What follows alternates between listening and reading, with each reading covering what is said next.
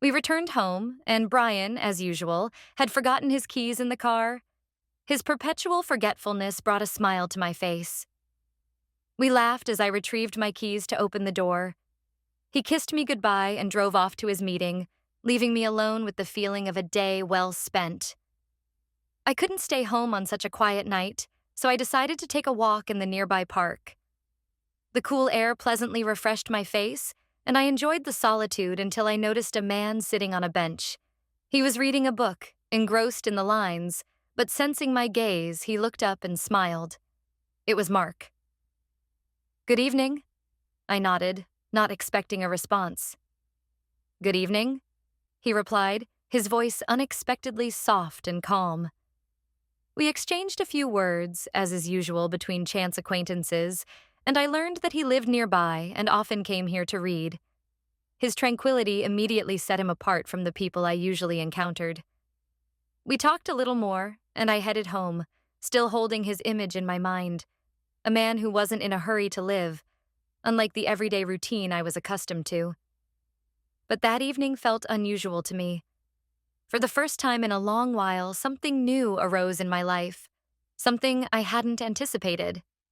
And although I had no intention of making changes to my perfectly settled life, I felt something inside, quietly trembling on the horizon. As I got ready for bed, I thought that such random encounters don't happen very often. A few days passed, and life returned to its usual rhythm. Brian, as always, was attentive and caring. Every morning he woke me up with the aroma of freshly brewed coffee and gentle kisses. We made plans for the weekend, discussing a trip out of town. It seemed that nothing could disrupt this idyll. One evening, while we were having dinner on the veranda, Brian looked at me, propping his head up with his hand. "Do you think we should take a tent or rent a cabin?" His voice was relaxed and carefree. "I think a cabin would be better. I'm not ready for adventures in the wild." I smiled, imagining him trying to start a fire. We laughed about it, and I realized how much I love these moments with him, his predictability, his constant reliability. But deep down, something was stirring, though I couldn't quite understand what it was. The next day, on my way home after morning errands, I stopped by the park again. There on the same bench sat Mark, once more with a book. This time I decided to approach him closer. "Hi, reading again?" I asked as I approached him. He looked up and smiled, closing the book. "Hi. Yes, I'm trying to get immersed in the plot, but it seems you've distracted me again," he joked. "Sorry," I laughed, sitting down beside him. "What are you reading?" He turned the cover towards me, and I read the title. "Oh, I've read this," I exclaimed, feeling an unexpected kinship. "Really? And how did you like it?" A lively interest flickered in his eyes. "I found some parts challenging, but the ending, unexpected," I replied, trying not to spoil anything. We began talking about books, life in the city, and how we often saw each other in the park. His manner of speaking was so casual, as if we had known each other for many years. I felt that I could share anything with him. "Do you come here often?" I asked, trying to steer the conversation away from too personal topics. "Yes, almost every evening, unless I'm busy with work." Mark leaned back on the bench and looked at the sky. "This place gives me a sense of peace. And you?" "I usually walk here when I want to clear my mind," I admitted, feeling a light ease in talking with him. "What do you do when you're not reading?" "I worked in marketing, but I recently had to leave. Funny how life sometimes throws such twists." He smirked, recalling something. "I lost my job because I forgot my boss's birthday." "Seriously?" I laughed, feeling how easy it was with him. "Yeah, can you imagine?" He added with a smirk. "Were you lucky with your job?" "Well, mine's been stable so far." I nodded, realizing how little I talk about my life outside this park. Our conversation lasted longer than I expected. We exchanged a few more funny stories, and I realized that I was beginning to look forward to these meetings. Brian remained the center of my world, but there was something new in Mark, something that awakened long-forgotten feelings of curiosity in me. When I returned home, Brian was waiting for me with dinner. "How was your day?" he asked, smiling at me across the table. "Good," I replied, trying not to reveal the sudden excitement I now felt inside. My life remained the same, but something was slowly beginning to change. Everything at home remained as wonderful as always. Brian continued to take care of me. Every morning he woke me up with coffee, dinners together, and discussions about future plans. I was grateful for his love and attention, but my meetings with Mark were becoming increasingly personal. Every time I saw him in the park, we found a reason to talk a little longer, to get to know each other a bit better. One evening, when we met again on the same bench, Mark unexpectedly brought up his girlfriend. "You know, my Emily is very much like your Brian," he began, flipping through the book in his hands without looking at me. "Really? In what way?" I asked, a little puzzled by the turn of events. "Well, they both love cooking. Emily can spend hours in the kitchen preparing something unusual, and she's crazy about old movies. We often rewatch classics together." "Brian also loves old movies," I agreed with surprise. "We constantly watch something like Roman Holiday or Breakfast at Tiffany's." Mark smirked, "And they both go running in the mornings. Emily wakes up earlier than me and goes for a jog." I froze, feeling a strange sense of anxiety. Too many coincidences, too many parallels. I didn't know what to say, so I just nodded, trying to hide my growing unease. "Interesting coincidence," I finally said, trying not to give it much importance. "But I suppose many people enjoy cooking and running." Mark looked at me intently, as if trying to understand what was going on in my head, but then he smiled softly. "Yes, maybe. Sometimes it just feels like the world is too small."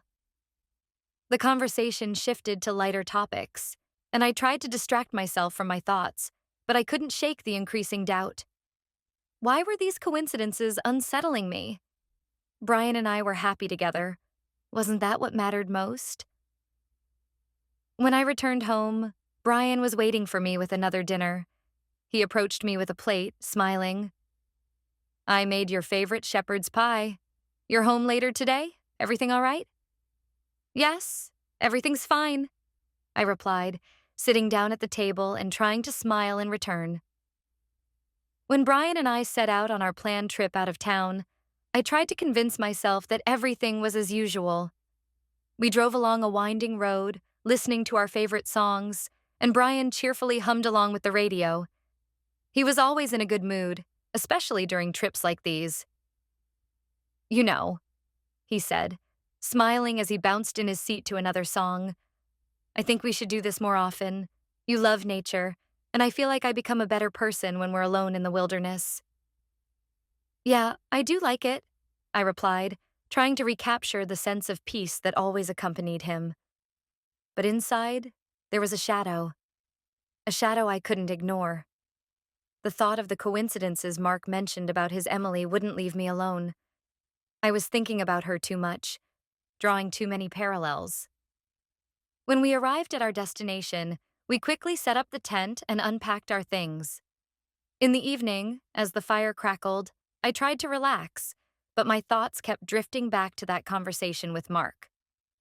We were sitting by the fire when I finally gathered the courage to ask Brian a few innocent yet unsettling questions. "Brian, do you remember how we met?" I asked, trying to sound as casual as possible. He looked at me with a light smile. "Of course, how could I forget? At the cafe near your work. You were so busy and professional." I remember thinking, how do I approach a woman like her? I smiled back, but that uncomfortable feeling inside me kept gnawing away. "You know," I continued, trying not to reveal my nervousness, "someone recently told me a story about how they forgot their boss's name. Has anything like that ever happened to you?"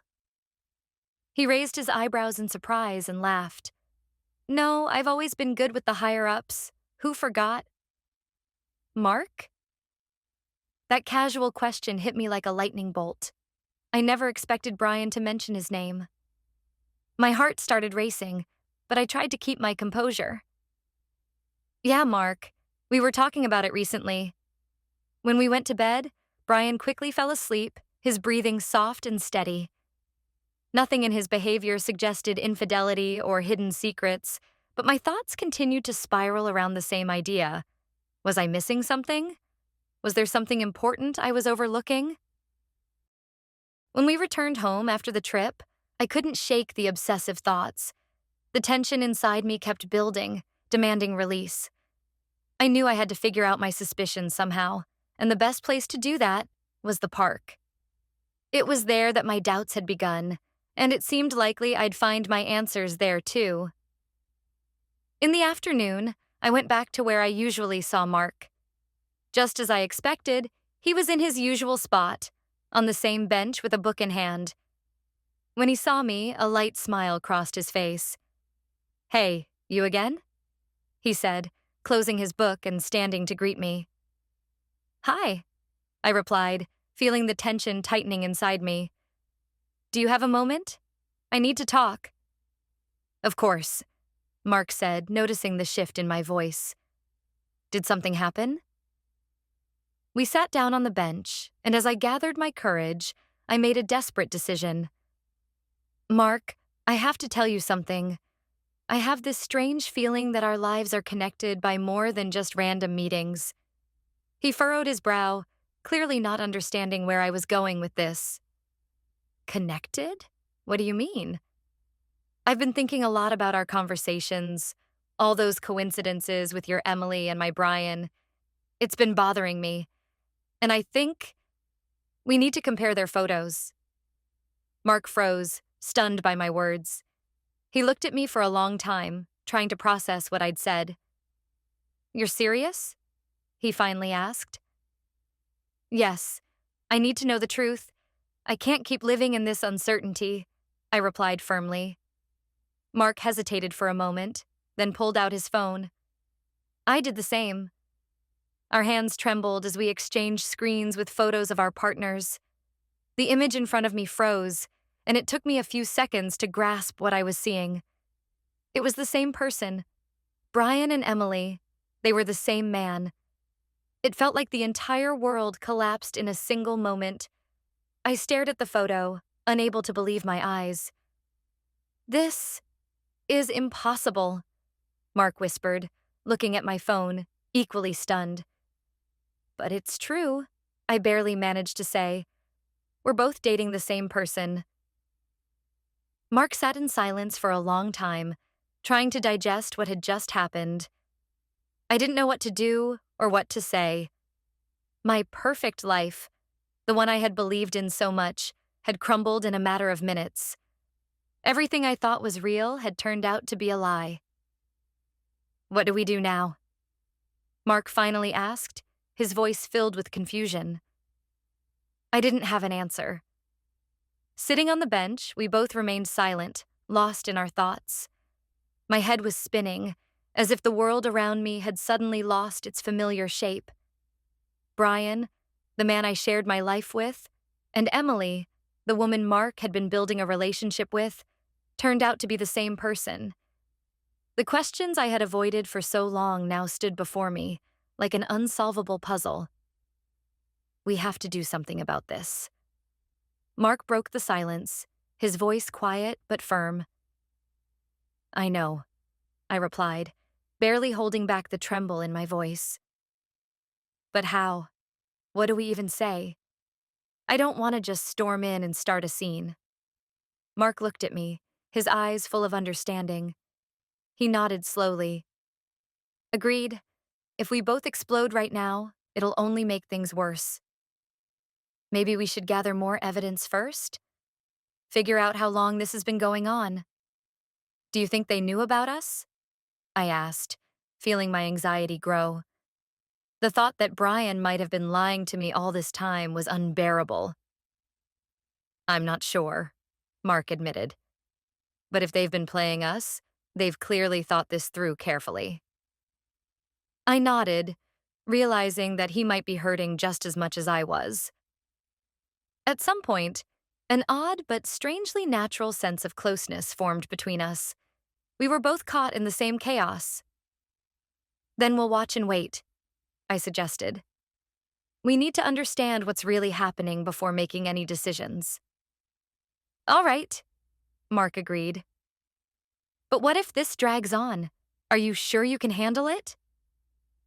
I paused for a moment, trying to imagine a life built on lies, constantly watching Brian, catching him in new inconsistencies. It felt like torture, but I knew that without answers, I wouldn't be able to move forward. I'll manage, I said at last, though deep inside, my doubts still fought for control. In the days that followed, I continued living as usual, trying not to let my suspicions show. Brian was as attentive and caring as ever. We laughed together over dinner, made plans for the future, but deep down, I already knew it was all a lie. Mark and I kept meeting in the park. We talked about our suspicions, shared observations about our partners. The time we spent together brought us even closer. It seemed like he was the only person who could truly understand me. You know, Mark said one day as we sat on that same bench again, it's strange, but I'm starting to feel something more for you, not just as someone sharing this weird story with me. I looked at him, and my feelings were just as mixed. I didn't want to admit it, but there was indeed a connection between us, sudden, unwanted, but very real. I feel the same, I whispered, realizing that things had just become even more complicated. That night, I returned home, but my thoughts were no longer just about Brian. After days filled with silent observations and growing anxiety, I could no longer hold it in. The internal tension had become unbearable, and every word Brian said, every glance he gave, began to feel fake. That evening, as we sat in the kitchen, I finally decided to ask the question that had been gnawing at me for so long. Brian, I began, trying to speak as calmly as possible, though my heart was pounding. Do you have any secrets from me? He looked at me, raising his eyebrows in surprise, but there was no alarm in his eyes. He just kept holding his coffee cup, smiling slightly, as if this was a normal conversation. Secrets? He repeated, as though he needed time to process my question. No, of course not. Why such a strange question? Are you sure? I couldn't back down. Because sometimes it feels like you're hiding something. I know this might sound crazy, but is there someone else? Or something you haven't told me? I was prepared for any reaction, laughter, irritation, maybe even anger. But what followed took my breath away. Brian sighed heavily, and after setting his cup down, he looked at me with a serious expression. I've been meaning to tell you for a long time, but I just couldn't find the right moment. There's something you don't know, he said quietly, his voice strangely calm. I felt my whole body tense, bracing to hear the worst.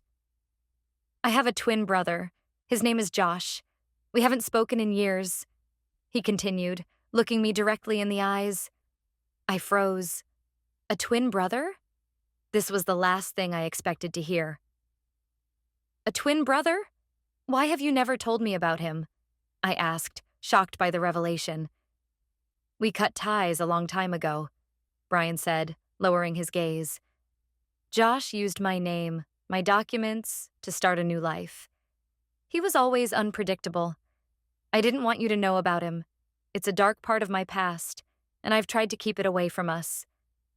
My mind was racing, trying to process this information. A twin brother? That could explain everything. The Brian Mark spoke of could have been Josh. But how was this even possible? Why had Josh been hiding under Brian's name, and why did I know nothing about it? Are you serious? Josh used your name to date women? I asked, feeling a lump of confusion rising in my throat. Brian nodded. Yes. I didn't know how far he'd gone. I only recently started to suspect that he might be involved with some people in our neighborhood. If that includes you, I'm so sorry. His confession hit me harder than I could have imagined. My entire theory, all my suspicions, turned out to be something entirely different. I had spent so much time crafting scenarios of infidelity that I hadn't even considered other possibilities. I sat there in silence, trying to piece my thoughts together. Brian continued to watch me, waiting for my response. But it doesn't change how I feel, I finally said quietly. You should have told me sooner. We could have figured this out together. I know, he replied, reaching out to touch my hand. I really didn't want it to get to this point. But despite his explanations, the sense of loss and confusion inside me only grew stronger. My suspicion and pain had already taken root too deeply. Despite Brian's revelations about his twin brother, my feelings didn't settle. I tried to come to terms with the new information, but the inner turmoil wouldn't go away. Even though the pieces of the puzzle should have fit together now, I still felt like I was losing something, and that something was tied to Mark. That evening, right after my conversation with Brian, I couldn't stay at home. I messaged Mark and we agreed to meet in the park. This time, not on the bench with his book, but in a secluded spot where no one would disturb us. When I arrived, Mark was already waiting. His face was serious, his eyes filled with anticipation. I didn't waste any time. I found out the truth, I began, taking a deep breath. Brian has a twin brother, Josh. He's the one who's been dating Emily. Mark's eyebrows shot up in surprise. He clearly hadn't expected such a turn of events. A twin brother? He shook his head. I never would have guessed. That explains a lot. But, Laura... He trailed off, unsure of how to continue. I know it's complicated, I said, trying to stay calm. But that doesn't change how I feel about you. So much has changed since we met. Mark looked at me, his gaze filled with a mix of pain and longing. I feel the same way, he finally said. But now what? What do we do? I don't know if I can continue being with Emily, knowing she's involved with Josh, who used his brother's name. A tense silence fell between us. Both of us realized that while the truth had come to light, it didn't make the situation any easier. My relationship with Mark had evolved into something far more complicated than just friendship. I knew that even after this revelation, my feelings for him hadn't faded. In fact, they had only grown stronger. I can't just forget everything, I said finally. I can't pretend like nothing happened. Everything with you has been real. And even if things are clearer now with Brian and Josh, it doesn't change what I feel. Mark nodded, understanding in his eyes. I can't ignore it either, he replied. But what now? We're both caught up in this strange mess. And even though we're no longer bound by lies, what do we do with our feelings? I had no answer. We stood there, looking into each other's eyes, and at that moment, everything was clear. Something deeper than just a shared frustration over deception had grown between us. We had become important to each other, and now, breaking that connection seemed impossible. Suddenly, Mark leaned in, and without saying a word, he kissed me. In that moment, everything else ceased to exist. The kiss wasn't just about desire. It was an act of desperation, a search for answers to the questions that had no easy solutions. When he pulled away, we both stood in silence, realizing that our lives would never be the same. I don't know what happens next, I said quietly. But I do know that I can't ignore what I feel for you. Mark nodded, his eyes serious. We'll figure it out, no matter how complicated it gets, he replied. That night became a turning point for both of us. We now understood that our feelings for each other were more than just a reaction to the chaos surrounding us. We had both been pulled into this situation, and despite all the obstacles, we knew we couldn't turn back. The day after the tense night with Mark, I realized I had to meet with Emily. We both deserved answers, and perhaps a way to decide how to move forward. I sent her a message and suggested we meet at a cafe near her home. Emily responded almost immediately. It seemed she too wanted to understand what was happening. When I entered the cafe, she was already sitting by the window, gripping a cup of tea in her hands. Her face showed signs of worry and exhaustion, but when she saw me, her expression softened. I sat across from her, feeling the tension in the air. "Hi," I said quietly, unsure of how to begin. "Hi," she replied, offering a cautious smile. "I think we have a lot to talk about." I nodded, gathering my thoughts. "You probably already know that I've figured it out." I started, trying to keep my voice calm. "Brian has a twin brother, Josh, who's been pretending to be him while dating you." Emily nodded silently, her eyes fixed on her cup. "I didn't know about this until recently," I continued. "And when I found out, it turned my world upside down. I couldn't believe I'd been living in an illusion for so long." Emily sighed deeply and set her cup aside. "I didn't know either," she said softly. "Josh, Brian, or whoever he is, always seemed so genuine. I never suspected he could be hiding something so serious." We sat in silence, trying to process the absurdity of the situation. It all felt too surreal to be real, yet here we were. "Did you ever notice anything strange?" I asked, trying to understand how Emily hadn't picked up on the truth sooner. Emily furrowed her brow slightly and nodded. "There were moments when he seemed different. Sometimes he would say things that didn't match what he had said before, but I thought it was just my imagination or a misunderstanding. I never could have guessed he wasn't who he said he was." I nodded again, realizing how similar our feelings and experiences were. "What now?" Emily asked quietly, her eyes filled with worry. "Are you going to leave him?" I thought for a moment. After everything that had happened, my feelings for Brian, or Josh, were a tangled mess. His confession had revealed a new truth, but it had shattered my trust and confidence. "I'm not sure," I replied honestly. "I think we all need to meet first, to set everything straight and figure out what to do next." Emily looked at me in surprise. "You want us all to meet?" "Yes," I nodded. "We're all caught up in this web of lies, and I think we need to face it together, to put all the cards on the table." Emily thought for a moment, then nodded. "I agree. I think it's the right thing to do, although I'm not sure how I'll react when I see them both." We agreed to meet soon, to unravel everything once and for all. I understood that this meeting could be the end of one chapter and the start of another, but it was the only way to bring any semblance of justice to our lives. As I walked out of the cafe, I felt a strange sense of relief. Things were now moving toward a resolution, a climax where all the secrets would be revealed. We agreed to meet on neutral ground, in a cafe where none of us would feel in our comfort zone. I arrived first, followed by Emily, and shortly after, Brian and Josh walked in.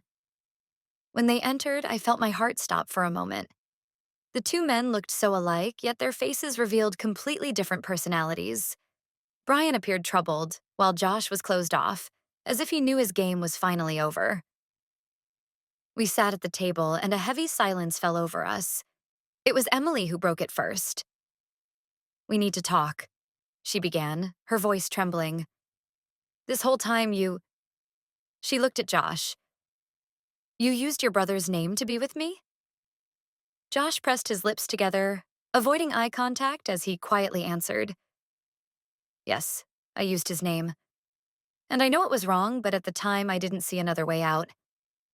I didn't want my past mistakes to follow me anymore." "But how could you do this?" I asked, my voice breaking despite my efforts to stay composed. "Did you understand that you were deceiving both of us? Did you realize how deeply this would destroy us?" Josh looked at me, and for the first time I saw a flicker of remorse in his eyes. "I didn't think it would go this far. I didn't want to hurt anyone," he whispered. Brian remained silent, his gaze fixed on Josh. It seemed even he couldn't fully grasp how everything had spiraled out of control. "Why didn't you tell me sooner?" I turned to Brian, my emotions spilling over again. You could have warned me. I might have understood, but instead you chose to stay silent. Brian sighed deeply, looking at me with regret. I didn't know how to tell you, he said quietly. I only found out about it recently myself. Josh has always been unpredictable. I was trying to shield us from his problems, but I guess I only made things worse. Emily sat beside me, her eyes brimming with tears, but she held herself together. Seeing her like this made me realize just how deeply our lives had intertwined. There was no simple way to unravel it all. So, what now? Emily finally asked, her voice filled with uncertainty. Where do we go from here? The silence hung over the table once again. None of us knew the answer. We had all been caught in this web of lies, and even with the truth out in the open, there was no clear path forward. I gathered all my strength to say what needed to be said. I think we need to move on. But I'm not sure I can continue my relationship with Brian. I looked at him and he nodded, understanding the weight of my words. I understand, he said softly. And if this is the end, I'll accept it. Emily turned to Josh, her expression firm but pained. I don't know if I can forgive you either. The lies have broken too much. Josh nodded, his gaze lowered in acknowledgement. With those words, we all knew the meeting had come to an end. The questions had been asked, and the answers, as painful as they were, had been given. As we left the cafe, I felt a strange emptiness, but also a sense of relief. It had been a difficult but necessary meeting to sever the bonds that had trapped us all. I knew I now faced a long journey of healing ahead. Mark left town shortly after. He decided he needed a fresh start, far away from all the tangled mess of our lives. We said our goodbyes, and despite the feelings that had grown between us, I knew it was the right decision. As for Brian and me, we chose to give each other a chance at a new beginning. But now, our relationship was built on honesty, though rebuilding trust was no easy task. The road ahead was long and difficult, but I felt it was the only way forward. I returned home with a new understanding of what love and trust truly meant, realizing that life is never as simple as we imagine. But sometimes, out of chaos and destruction, something real can emerge. Through pain and doubt, something worth holding on to.